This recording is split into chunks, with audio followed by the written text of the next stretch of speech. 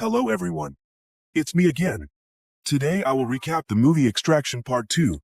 This time, Tyler is back, as a mercenary. He alone can handle the whole gang of new weapons dealers. They have a warehouse of heavy weapons, with a series of elite soldiers, not inferior to Tyler. Can Tyler defeat them? Let's watch today's recap with me. Tyler Derrick was originally a professional mercenary. Because of a serious injury during a mission in Bangladesh, everyone thought he was dead. But in fact, he was discovered and taken to the hospital with the care of two former teammates. He gradually recovered his body functions. After that, Tyler also retired from his life as a mercenary to live in a wooden house in Austria with his dog. Meanwhile, in Georgia, Zurab and his younger brother David founded the largest criminal organization in the country. This guy and his old brother Zurab witnessed a lot of violence and war since childhood, which formed their cruel personalities. The two brothers built their own arms and drug empire. Not only that, the two brothers also bribed a lot in the government. David is currently in prison for killing an agent. Knowing that his younger brother had to receive an additional 15-year sentence, he contacted the governor, but received an explanation that the Americans had put pressure on him, so he couldn't do anything. Zurab immediately had the governor assassinated. Finally, Tyler was able to retire peacefully, watch TV, fish, and go to the market like a normal person. One evening, when he opened the memorial box, he burst into tears when he saw old letters and videos from his short-lived son. The next day, when Tyler came home, he saw a strange man. This man not only knew Tyler's location, but also his identity and everything about his job. He wanted Tyler to help him in a new mission, which was to rescue a woman named Kevin and her two children. Most importantly, this woman was Tyler's ex-wife's sister. Kevin was married to David and was forced to move into prison with him. But David was an abusive man. He not only beat his wife, but also tortured her mercilessly. Unable to bear the abuse, Mia called for help. Partly because of his old feelings for his wife, and partly because the reward for this mission was not small, Tyler immediately accepted and called Nick and his sisters for help. After that, Tyler began to train hard to regain his original health and fitness. Tyler gradually recovered and regained his form. He threw an axe and hit a tree in the distance. Finally, the day of the mission came. He, Nick, and Yaz went to the prison in Georgia. They bribed a guard to mark the symbols on the wall in the prison. Then, lock these prisoners in the yard. This guy will turn off all the cameras around. Nick and his sister support outside, while Tyler sneaks in to find his way to the cell through the symbols on the wall. Finally, he reached the place where the mother and children are being held. Kevin quickly wakes up the children. The extremely filial son wants to call his father David to come along. However, the boy was stopped by his mother. But when leaving, Mina accidentally drops her toy and makes a noise. Tyler steps on it to destroy it, but it's too late. A prisoner discovers it and whistles to call the other prisoners out, causing chaos. The mother and children run away with Tyler. Tyler breaks the lock to an abandoned hallway. Unfortunately, the electricity has been restored. The alarm bells are ringing everywhere. Every path is surrounded by guards. Tyler has to lead the mother and children to another path. Ironically, the door leads right into the tiger's den. The place was surrounded by other prisoners. They rushed to grab Tyler's gun. He fought with them and was forced to shoot one of them to scare the others. He then set a mine to open the door, taking the three away in time, before the prisoners attacked again. Tyler's action this time led to a riot. Other prisoners rushed out to beat the guard and steal the key. Thanks to Yaz's guidance, Tyler found a slide on the ceiling. He pushed the three of them out to where Nick and Yaz were helping. However, when Tyler and Kevin managed to climb up, David appeared and attacked them. Kevin was immediately knocked down. Each curse from David was accompanied by a blow like a thunderbolt to Tyler. Because Tyler was unable to react in time, he was attacked continuously. Kevin saw the danger of the situation and also ran to grab David's neck. Although it was useless, it was enough time for Tyler to counterattack. Tyler quickly pressed David's face into the stove, then tore off his hand, causing him to feel like he was going to die. Finally, killing David with a stab to the neck. At that time, a group of prisoners had chased to the end of the corridor.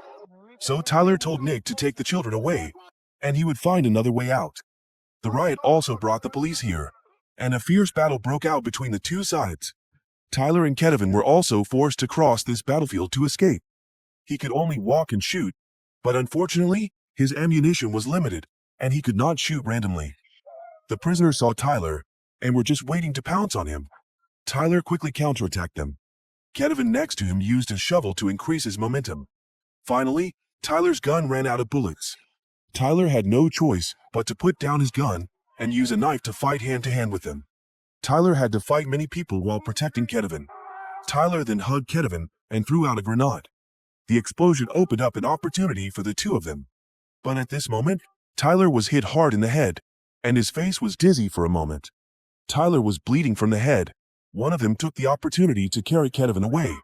Tyler regained his composure, chased after them, grabbed the police shield to both defend and attack. The shield helped him avoid the petrol bombs. Tyler used his burning hand to punch these guys without missing a single hit. He punched these guys until his hand was tired and the fire went out. Finally, Kevin was saved. Nick and her men also promptly collapsed the door to support and get both of them out. But bad news also came. At this time, Yaz warned that David's gang, Nagazi, was chasing them. The group left in a bulletproof car, firing a shot that blew up the prison door. When they got out, Tyler instructed the kids to put on bulletproof vests and hide in the back seat. And they clashed with the Nagazi gang. The Nagazi opened fire on Tyler's car. Luckily, his car was bulletproof. A chase broke out. Nick and the others quickly returned fire, flipping several of their vehicles. But there were too many enemy vehicles ahead. Charging in would be like seeking death. Tyler steered the car through the forest. The motorcyclists chased after them. Although they killed a few, the motorcyclists outnumbered the Yuan army. They threw grenades at Tyler's group vehicle, causing it to explode. At this point, the group only had Tyler and Nick's vehicle left. They drove over the group of motorcyclists. One of the motorbikes was so busy that it hit a tree and rolled over. At this time, the Nagazis were frantically shooting, wanting to break the car's windshield. The innocent son asked his mother why his uncle's men wanted to shoot they. But right when they were about to reach the gathering place, Tyler's car was hit by a bomb, flipping it over. Nick and Yaz quickly turned their car around to cover for Tyler's group to get out of the car. Her car was also quickly turned into scrap, so the whole group ran away from the assassins on foot. The bad guys kept firing behind them. Tyler's mercenary group, relying on the complex terrain of the factory, successfully escaped the assassins. However, the chaos injured Kevin's daughter. They boarded a waiting train, taking them all out of Georgia. But things did not go smoothly. While Tyler was bandaging Nina's wound, the Nagazi outside came chasing him by helicopter. After that, Tyler continued to climb onto the roof of the train to deal with the remaining helicopter. Tyler was almost killed by their return fire. The Nagazi took this opportunity to have their soldiers jump down and walk towards the train. They thought they could control the train to stop. Unexpectedly, Nick was waiting to continue the attack. She continuously shot them. Because the enemies had bulletproof vests, this method was ineffective. Nick switched to a tactic of attacking their weak points, attack one by one. Finally, she defeated everyone, threw one of them out of the train, but Nick was also injured. Meanwhile, another group of Nagazi successfully broke the door, broke into the train, and wanted to capture Kevin and her son. At this time, Tyler returned and started fighting them, single-handedly fighting a bunch of people with only a gun. The two sides fought fiercely. Tyler took turns knocking them down with the butt of his gun while the train was still moving. Kevin's eldest son, Sandro, was trembling with fear. Tyler continued to search the train when a helicopter opened fire.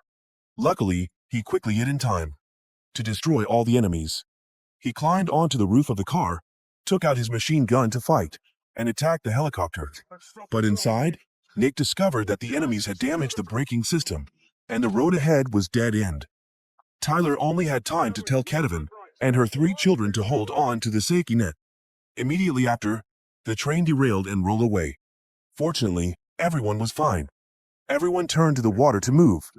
At this time, Kevin's son refused to leave without his father. Kevin told his son the truth that his father had died at Tyler's hands. Sandro looked at Tyler with a very resentful look. The boy hit Tyler, but nothing could change. Meanwhile, Zurab received news that his younger brother David had died because of someone, not because of a feud between gangs. He kept watch over his brother's body, remembering his father's old words that he had to protect his brother to the last drop of blood. He swore that he would avenge this revenge at all costs. On this side, Sandro could only board a waiting plane with everyone. But when they weren't paying attention, Sandro stole the satellite phone, hid in the bathroom, and called Zurab. Zurab manipulated Sandro into thinking that his mother was a maniac and planned to assassinate his father. Sandro tells Zurab where they are going. Hours later, the plane lands in Austria, where Tyler's men hide in a hotel. While Yaz is handling paperwork for the three of them, Sandro believes that his father put them in jail just to protect them from rival gangs. But Tyler says that David really wanted to kill his mother. Of course, Sandro doesn't believe Tyler. On this side, Zurab immediately gathers the most volunteer Nazi soldiers to hunt down his brother's killer. His uncle also advises him that Zurab is wasting the soldiers' lives. Back in Austria, after hearing Tyler's family story, Sandro feels guilty and confesses that he called Uncle Zurab and told him where he is. A helicopter appears in the sky.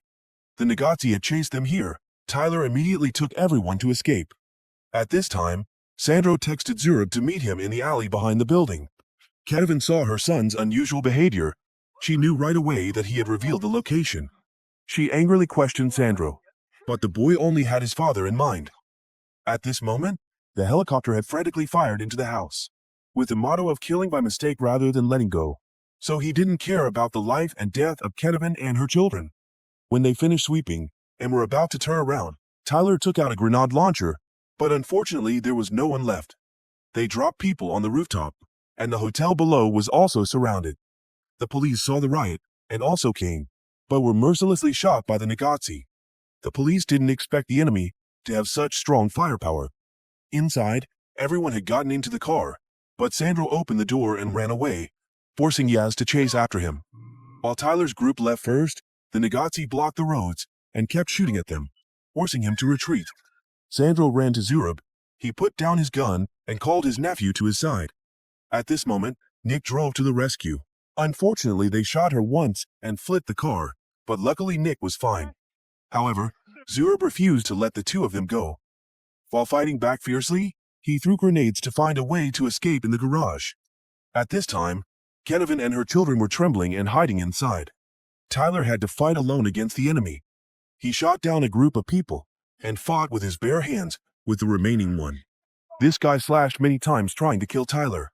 Finally, Tyler pushed him into the car and killed him with a grenade. On this side, Nick and Yaz could only escape to the rooftop, while Tyler was also blocked by the Nazi, having no choice but to stop the car and rush out to fight. A police helicopter flew in, but the Nazi fired a rocket that exploded the helicopter. They shot Joket at the ground task force, and the two newly arrived police cars were destroyed. Tyler killed them and could only take the Kevin family back to the hotel. On the hotel rooftop, Nick and Yaz launched a surprise attack, wanting to take down the guard to steal the helicopter. Unexpectedly, there were too many of them. Nick, despite her fighting skills, was still no match for their numbers. She contacted Tyler for reinforcements. Tyler had gotten outside and was struggling with the Jokets. Zurab chased Tyler but missed. He contacted his men to block all the exits, determined to keep Tyler at bay. On the rooftop, the Yar sisters were struggling. These assassins were like reincarnated cattle. Tyler had also arrived, and he placed a grenade in the elevator. Then he continued to massacre enemy. Nick sent his younger brother to pick up Tyler's family, and she alone took on the two big guys. They wanted to push her to her death, but Nick was no pushover. In the end, Nick fell onto the roof with a soldier, both of them unconscious. Inside, Tyler saw Nick about to slide down, and immediately accelerated to kill the last soldier. In a hurry, he broke the window in time, catching Nick at the last second. But when both of them were still hanging in the air, Zurab appeared, arrogantly shooting Tyler's hand. He wanted to enjoy the feeling of tormenting Tyler. He probably didn't expect Nick to suddenly wake up and break the glass under his feet. Now Zurab was hanging like them. Tyler used all his strength to throw Nick into a room. Thanks to that, Nick found Kevin and her son in time and saved them. On the roof, Tyler and Zurab climbed up, starting a one-on-one battle, unequal in strength, neither giving in. Finally, when Tyler pulled out his knife to finish Zurab off, the glass shattered, causing Zurab to fall into the room below, unconscious. With no time left, Tyler ran to the helicopter. But unexpectedly, when Yaz just got there, she was shot by Zurab. Taking advantage of the moment Zurab's gun ran out of bullets, Tyler managed to get Yaz onto the helicopter and leave. Zurab could only watch. But Yaz's injuries were too severe, and he passed away. Everyone fled to Tyler's cabin in the woods. Nick was extremely sad and took care of his brother's funeral. Tyler came to comfort Nick. Outside, someone arrived. It was Mia, Tyler's ex-wife. She came to reunite with her sister. Tyler also apologized to Mia for leaving her alone to face her son's death. At that time, Tyler was also so sad that he chose to hide. Meanwhile, Zurab was eating when his uncle advised him to stop. They had lost too many people because of a woman. Now they had Sandro. However, Zurab did not listen to his advice and eliminated his uncle. The uncle knew he would die from a bullet, but did not think it was his nephew's gun. This made Sandro see his uncle's true face. It turned out that Sandro had chosen the wrong person. Zurab took the initiative to contact Tyler, asking to meet him privately to negotiate. Ignoring Nick's objections, Tyler armed himself. He wanted to solve this matter alone without Nick joining him. Then, he drove straight to the meeting point. Here, he killed all the guards on the roof, then blew up Zurab's car and plane. Knowing that Tyler had arrived, Zurab immediately sent his men to fight. Meanwhile, Zurab led Sandro to run away. Tyler started to advance, blowing up every vehicle he saw and killing all the brats in his way. Although he defeated the last assassin, Tyler was also seriously wounded in the abdomen. However, he still chased Zurab to the church to save Sandro, not knowing that this was a trap waiting. Zurab had attached a series of bombs to Sandro to prevent Tyler from shooting him. If Tyler just shot him, Sandro would be blown to pieces. After that, this pervert forced Sandro to kill Tyler to avenge his father. However, Sandro repented. Although he knew Tyler was the one who killed his father, he could not pull the trigger. In the end, the boy put down the gun. Zurab looked at his nephew with disappointment. He was about to kill Tyler himself. At this moment, Nick suddenly appeared. Zurab then used Sandro as a shield. Because Sandro revealed his location, so her younger brother died. She hated this kid Sandro so much. She originally intended to kill both Sandro and the devil. But Nick's kindness prevented her from doing it. When Zurab was distracted, Tyler signaled Sandro to take the remote control and escape from Zurab. Nick took out another gun and shot Zurab, but she was also hit and seriously injured. Tyler controlled Zurab, and a new fight broke out. They grabbed whatever they could find nearby, like bricks, screwdrivers, and sharp nails, and started to fight each other. On this side, Sandro took the bomb off of him and kept apologizing to Nick. Giving her the remote control, Tyler and Zurab continued to fight relentlessly. After a while of being dizzy, Tyler picked up a large nail and stabbed Zurab repeatedly, but he was too strong. With some magical strength, he still tried to attack Tyler. Finally, Tyler grabbed a new gun and headshot him. Then, Tyler rushed to Nick. At this moment, the Austrian police also arrived and arrested everyone. Several days later, when Nick and Tyler is in jail, Nick was also taken care of. That afternoon, Mia visited Tyler and told him that Kenevin and her children had been put under witness protection. However, all of their assets had been confiscated. Tyler told Mia to give them the money he had hidden under the floorboards. After that, Mia also told Tyler that before her son died, she told her son that he left them to save the world. So in the boy's heart, his father is a hero. Sometime later, they are released by the mysterious man from the beginning of the film, request to clear Tyler if he agrees to take on another mission. Tyler was hesitant at first but then agreed. As soon as he said he would also take Nick with him. The movie ended here. Tyler is still on a mission to save people no matter what the circumstances. Finally, he found peace in his heart. Maybe to others, you are just grass, but to your family, you are the sky. So live your life to the fullest with them. You can live outside of society with one or two faces, but there is only one place where you can be true to yourself, and that can only be your family. Thank you very much for your support so that the channel can develop like today. If you find it interesting, please give me a like and a comment about this movie. Especially, please subscribe to the channel to follow my recap the movie recap. See you again, my dear friends.